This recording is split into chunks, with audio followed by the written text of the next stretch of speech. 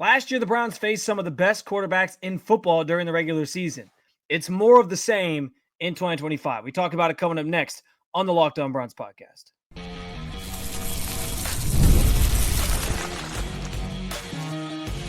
You are Locked On Browns, your daily Cleveland Browns podcast. Part of the Locked On Podcast Network, your team every day. What's up, Dog Pound? I'm Spencer German, your host of the Locked On Browns podcast, and proudly covering your Cleveland Browns each and every single day in the land and on the road. The Browns 2025 schedule will officially get revealed next week, but before we even see where the games fall, it's one of the hardest according to one analytics site. For once, the Cleveland Browns can say they have a better quarterback room than the Pittsburgh Steelers. And Gabe Davis, anyone? I do want to thank you for being an everydayer at the Locked On Browns podcast, making this your first listen every single day. Remember, you can find Cleveland Browns content with Locked On Browns every week, Monday through Friday, guaranteed, with bonus content on some weekends. And it's totally free to you. Just hit that subscribe button wherever it is that you listen to your podcast. And, of course, at the Locked On Browns YouTube channel, where you can also get involved in the show by sharing your thoughts on anything we discussed today in the comment section. This is your team, so be part of the conversation every single day. And today's episode is brought to you by Game Time. Download the Game Time app, create an account, use code LOCKEDONNFL for $20 off your first purchase. And yes, according to Sharp Football, the Browns are expected to have the second hardest schedule in 2025. This is not how this is supposed to work. It is not supposed to work that you have a bad season and then the following season your schedule is just as hard, if not, almost as hard as it was the previous year, because last year there was so much said about the Browns having a difficult schedule and the quarterbacks that they had to basically go through to, have any chance of being a contending team. It was Mahomes. It was Dak Prescott, if you consider him, I guess, in that category. It was Jalen Hurts, who obviously his team goes on to win the Super Bowl. We know about the guys in the division, your Lamar Jacksons, your Joe Burrows, you had sort of an emerging young quarterback in Jaden Daniels, who you had to face as well on your schedule. So I don't know that this year's schedule is as difficult when it comes to, that specifically, like teams that have like the elite of the elite quarterbacks. I looked through this thing, and given the opponents that are on the schedule this year, you have essentially – now, there is more of the same because you're always going to face Lamar. You're always going to face Joe Burrow. You're always going to face them twice. Depending on how you feel about Aaron Rodgers, if he ends up actually joining the Pittsburgh Steelers at some point, if you think he's still playing at a high enough level that you're a little nervous about that one, then that's another, upper quarterback that you're talking about, upper tier quarterback potentially that you're talking about facing. But then on top of that, you get Josh Allen thrown into the mix this year. That's 3 out of the 5 top quarterbacks in football, with Burrow, Allen, and Lamar. And obviously Burrow and Lamar you face twice. So 5 of your games are already made up of very, some of the elite quarterbacks in this league. I also think a healthy amount of teams that are on your schedule this year for the Browns that are like up and coming franchise QBs. So you got Drake May with New England, who I think has a chance to be really special. Cam Ward, who was just taken this year, like what does he bring to the table in year one? Caleb Williams, does he take that leap with a new coach in Chicago and, in year 2 of his career? JJ McCarthy's an interesting one because I don't know that I'm worried about JJ McCarthy from the standpoint of, I don't know, not like that I'm worried about him as a player for against the Browns. I'm more saying everyone's assuming he's going to be great. And I understand, like, you have some faith in Kevin O'Connell to pull the most out of him the same way he did with Sam Darnold, for example. But McCarthy is going to be battling not only basically what is his real rookie season, considering he didn't play at all last year, but also coming back and rehabbing from a serious knee injury. That's not always easy to do quickly. So I don't know how I feel about him. I'd probably put him in a tier of like unknowns. But there also is kind of this next level of quarterbacks, which these are all guys that I think flirt with the top 10 at different points. I think most people consider Brock Purdy a top 10 guy. He's on your schedule. Tua, I think, is oftentimes considered a top 10 guy, or at least fringe top 10 guy. He was on your schedule last year. He's on your schedule again. And then you get Jared Goff, who's as steady as they come. I mean, with that offense he has built around him, they can put up some massive numbers. and then Jordan Love for the Packers. I mentioned Aaron Rodgers already. And then the other note I wrote down here in regards to the schedule, 6 total playoff teams from 2024, which makes up 8 total games that you play because you obviously had multiple representatives from your own division in the playoffs last year. That is going to be a very difficult, a difficult sort of journey, schedule-wise, that they're going to have to sort of navigate here. But it's not that I knew who was on the schedule. I don't know that I thought about it in this way, though, that it was going to be as difficult as it seems, until I stumbled upon the Sharp Football NFL strength of schedule sort of forecasting that they do. And yeah, like the Browns came in with the second toughest schedule in the NFL, second only to the New York Giants, who come in below them at 32, who also have a tough schedule, which I found interesting because that's 2 of the worst teams in football from a season ago who are drafting near the top of the draft. And they're now they're now being ranked or sort of situated in terms of schedules at the lower end in terms of strength of schedule that they have to face. They're 2 of the teams that have the hardest. And then like the teams after them are all teams pretty much that made the playoffs last year. You got the Lions are 30th. The Eagles are 29th, according to Sharp Football. The Vikings, the Chiefs are 28, 27. The Texans are in there at 25. The Steelers are at 24. The Packers, playoff team last year, 23. The Ravens are 21. The Commanders are 19. Those are all sort of below the line of the average line of like good versus bad schedule. The 49ers, by the way, have the easiest schedule. So I don't know. I found it kind of interesting that after a season where the Browns were as bad as they were, they're coming back next year with one of the toughest schedules just in terms of these metrics that are sort of calculated. Now, part of that too is the division you play in. You play in the AFC North. You got at least 2 elite quarterbacks. Again, 2 of the top 5 in this league in your division. That's never going to be that's a tough road to hoe no matter what. Like, so I understand that's part of the equation here. This division had 2, nearly 3 playoff teams last year. 2 years ago, they had 3 playoff teams out of this division. So they it's recognizing this division is tough. It's recognizing that you're playing a team like Buffalo on your schedule. It's recognizing that you're also playing a division in the NFC North that had 3 teams make the playoffs last year. And so it's good. The silver lining in this is that if you're somebody who wants the Browns to have a bad season because you want them near the top of the draft next year with those 2 first-round picks they have, and you want them to maybe be in position to draft a quarterback and then maybe draft somebody else so they don't have to package them together to trade up, strength of schedule-wise, this is almost exactly what you want. You want them to have a schedule that is more advantageous to losing. Now, I'm not saying they're going to tank, but I like in terms of purposefully, they're going to try to win games. But if that's kind of your thought process there and you're hoping for that, this schedule maybe is music to your ears. On the flip side, if you're somebody who's like, no, we don't tank, we play hard, we want to see if they can compete on this schedule. I'll say this strength of schedule conversation is always so finicky because obviously there's so many things that change year to year. And sometimes teams that are really good a year ago end up being, flubs or flops, and they don't have as good of a season. Success in sports is never just linear. You don't usually see teams go like, well, hey, we made it to this round, so next year we're going to make it to this round of the playoffs. Or, we snuck into the playoffs and lost, and now next year we're going to win a series. Like, it doesn't always happen that way. So, just keep that in mind here too, is like all this stuff is just kind of in jest and in fun. It's fun to talk about it less than a week before the actual schedule gets announced, and we'll know where the Browns are playing, when the Browns are playing each and every single game. But I did think it was an interesting conversation to bring to the table here that even after a season where you only won 3 games, your schedule is a gauntlet yet again in 2025. And we'll see how the Browns fare in that schedule, against that schedule that has a bunch of tough teams, 6 playoff teams, like I said, from a season ago, and some really good quarterbacks, including 3 of the top 5 guys, potentially Aaron Rodgers twice as well, and a host of other quarterbacks who have had a lot of success in this league. The Browns may have some uncertainty at quarterback. There's no denying that, but their quarterback situation isn't the worst in the NFL right now. I will talk about who actually is, and it's closer to home than you think when we coming up next on the Locked On Browns podcast.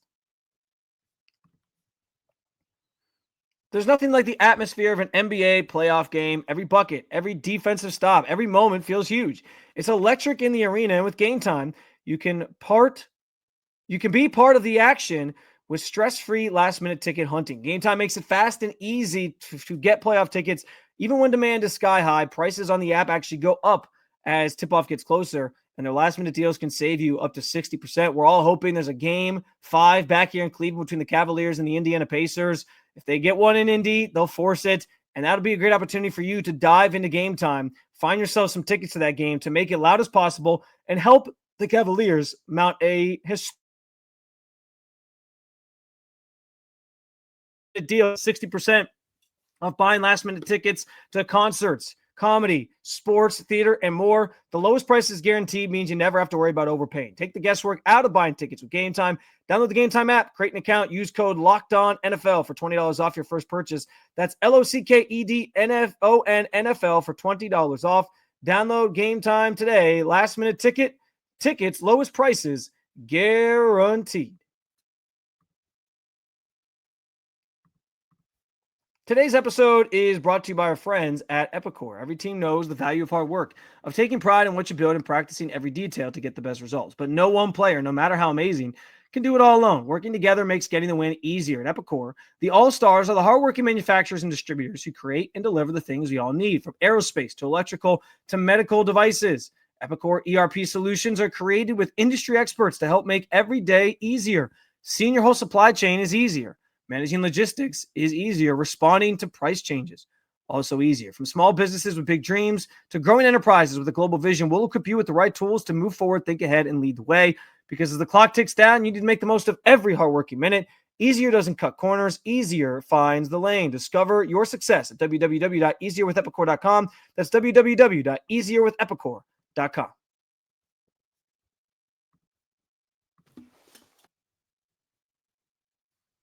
I know that the Pittsburgh Steelers generally get bragging rights over the Cleveland Browns when it comes to a lot of things throughout their history as rivals in this division, right? They always beat them. There was the Ben Roethlisberger era where he just absolutely owned this team and always seemed to beat them and has a tremendous record against them. There's the fact that they have all these Super Bowls and the Browns have none. And then there's always that little brother syndrome that comes with Pittsburgh and Cleveland, which is why Cleveland fans like yourself hate the Steelers so much. And for years, the Steelers have been able to tout having like a better team and all these different things.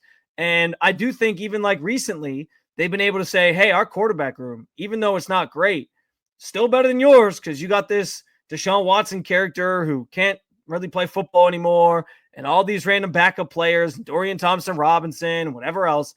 But I can tell you, sitting here today, and it's May 8th, 2025, this could change, of course, because we know there's a lot going on with a specific player for Pittsburgh.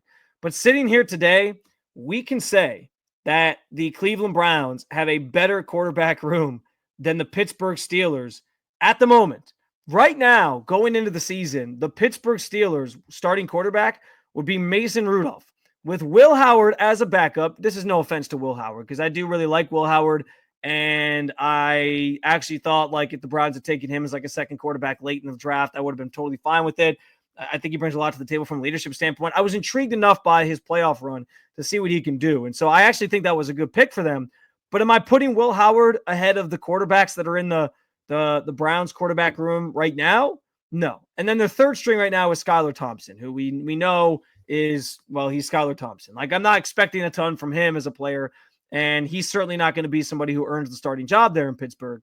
And so, yeah, like I'm sitting here looking at these two rooms, and we can actually say for once that the Browns have a better quarterback room than the Pittsburgh Steelers. That's not saying much because both these quarterback rooms are sort of in a period of flux and in a constant state of needing improvement. Like I don't necessarily have a ton of confidence about a lot of the guys that are in the Browns quarterback room at this point. There's a lot of there's two unproven rookies. There's Joe Flacco at the age of 41. Like how much does he have left in the tank? And there's Kenny Pickett, who is a first round pick bust of the Pittsburgh Steelers from not so long ago.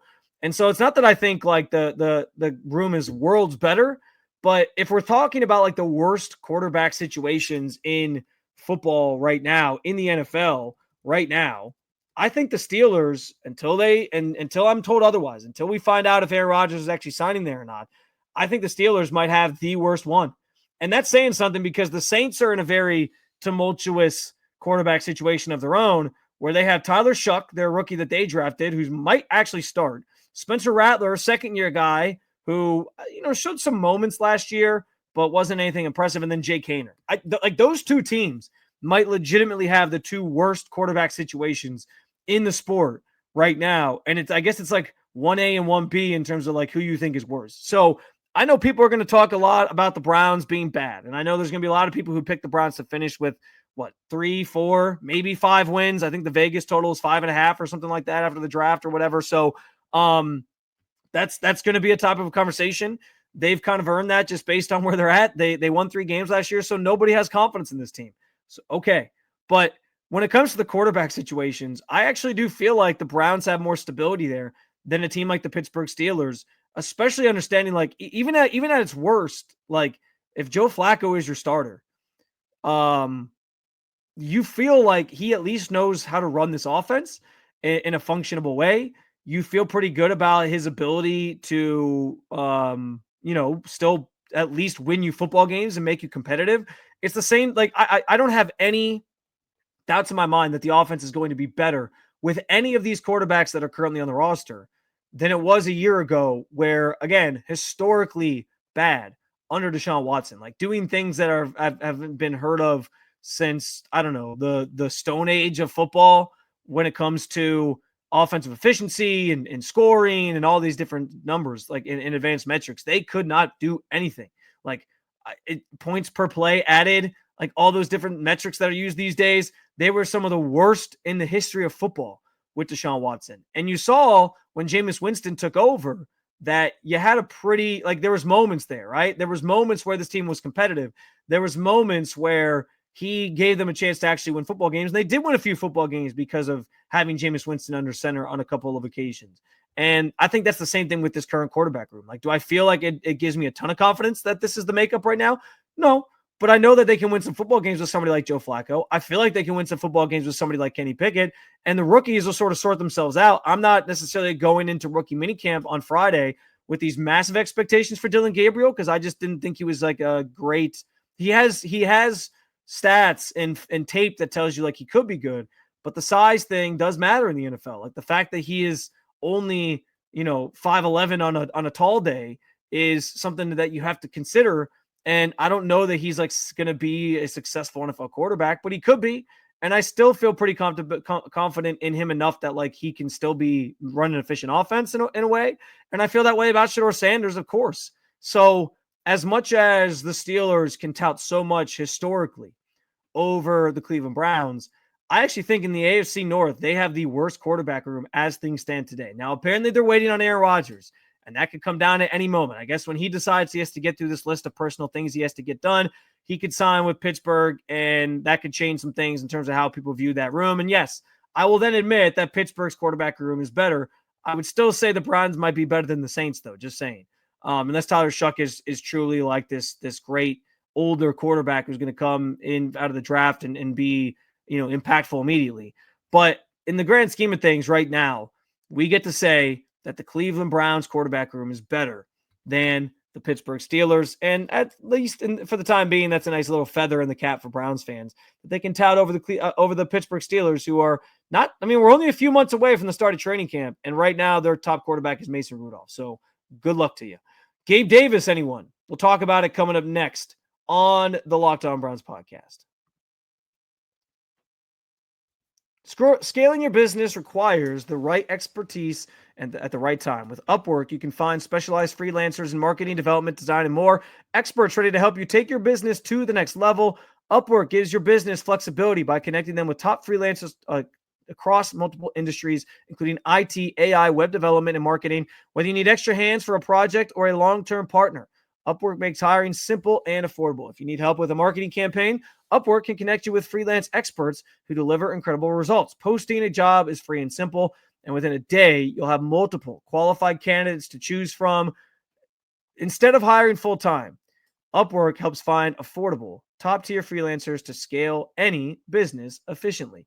Visit Upwork.com right now. Post your job for free. That's UPWORK.com. Upwork.com to connect you with top talent to grow your business today.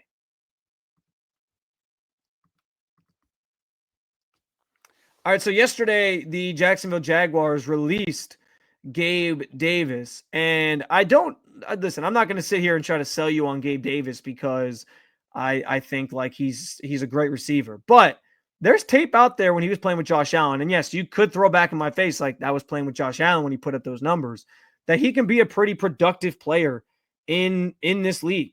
And, you can look back to the AFC Championship game from a couple years ago where he, scores a couple touchdowns, including one that looked like it was going to be a game winner for the Buffalo Bills to take down the Kansas City Chiefs. Doesn't come to fruition, and they end up losing yet again to that team in the playoffs. But in 4 seasons with the Bills, he had 2,730 yards. He had 27 touchdowns. He's a great red zone target. And even though he has like average 40 speed, 4.5, but even though that's the case, like his game tape shows him playing a lot faster in terms of like his ability to move smoothly and get downfield and get open downfield. He has been a deep threat throughout his career. And so I kind of like the idea of pursuing somebody like Gabe Davis to come join this Browns team that obviously right now it has a I don't want to say a void, but they don't have a very refined wide receiver position group at the moment. Because just frankly, straight up, they haven't addressed that much this offseason. And Gabe Davis is somebody who is going to come cheap because he still is getting paid by the Jaguars for the remaining guaranteed money in his contract that he signed last year. Like they got out from that contract after just 1 year. And so he's going to be still making a solid chunk of change from Jacksonville. And so it's similar to like the Kirk Cousins situation where it was like, oh, if the Falcons cut him and you can add him to your roster at the vet minimum, why not? I think the same thing sort of applies here. Why not take a chance on somebody like Gabe Davis and just give yourself a shot and see what he kind of brings to the table and if he can have success here? I'll say this. If Joe Flacco wins the starting job, and I do think that is an if at this point, because again, in thinking ahead to end of training camp, he seems like the quarterback most likely to be on the move or be traded if a team needs a quarterback and they're like willing to, play ball with the Browns or Andrew Berry in terms of swinging a deal and give up a draft pick or something for him. So I don't know that there's a guarantee that Joe Flacco is going to start the season with this team or for this team. But if he is the starter, I picture like as soon as he was released, my first thought was really he's going to go back to Buffalo, which might not even happen because the Bills have a really good wide receiver room. Like they're sort of solid top to bottom, have a lot of depth already. I don't know that it's in the cards for them. But like my second thought was, man, maybe the Browns could add him and it's just another body at this point. Because here's the other thing. He is very similar in terms of the way he plays the game and his skill set and what he brings to the table. He is similar to Cedric Tillman, bigger bodied receiver, average 40 time, but can make plays go up. He's stronger. And he can do some nice things like that. And I think that's how the Browns view Cedric Tillman. They've pretty much indicated that's how they view Cedric Tillman as he gets ready to become wide receiver number 2 opposite of Jerry Jeudy in this offense and see if he can take on a more prominent role for this team moving forward into 2025 and probably beyond. So I guess the difference is, obviously, Davis is a more established or proven commodity at the NFL level at this point. And so I do think that plays a role here in my thinking of, well, hey, get somebody in there, give it a shot. Why not, right? I don't hate the idea, even though, yes, it's maybe a little bit redundant in terms of those two players' specific archetypes or skill sets. They play a similar style, but it may be worth a shot with a wide receiver room that is pretty thin right now and doesn't have a lot of proven talents. And the one proven talent that they already did add is somebody who you don't even know if he's going to be sticking around on this roster or be around with the team because, frankly, he seems to be his own worst enemy and getting his way all the time. And yes, I'm talking about Deontay Johnson in terms of just like maybe some of the selfishness to his game. And it's been well reported already that signing is very much like the Browns extending an olive branch and saying, hey, an olive branch maybe isn't the right term, but like they're giving him an opportunity to almost revive his career in a sense, because he's kind of washed out of the NFL after not making it with Pittsburgh, after not making it with Baltimore. he's looking for an opportunity just to kind of reclaim. And he was a player that I thought like he was good. He was a solid player, but I don't know that I have a lot of confidence that he's even going to be on this roster week 1, because how can I count on that from somebody like Deontay Johnson, who is just a volatile individual in general when it comes to how he handles these situations and how he fits in locker rooms. So we'll see.